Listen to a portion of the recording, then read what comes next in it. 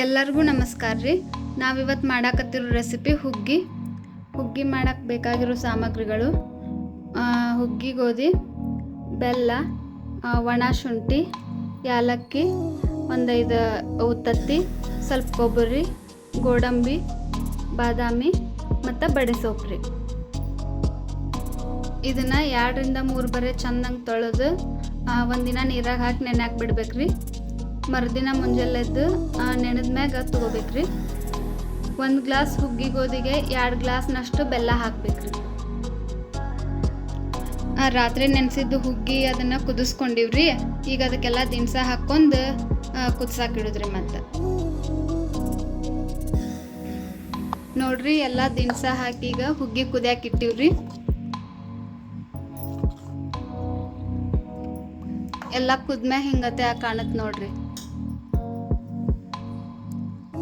10 ನಿಮಿಷ ಕುದಿಸ್ಬೇಕ್ರಿ ಇದನ್ನ.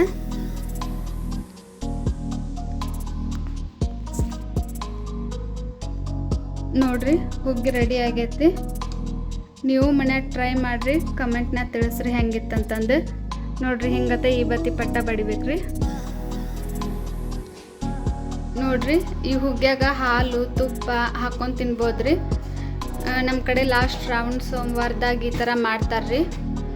ಇದನ್ನು ದೇವ್ರಿಗೆ ನೈವೇದ್ಯಕ್ಕೆ ಎಡಿಗೆ ತೊಗೊಂಡು ಹೋಗ್ತಾರ್ರಿ.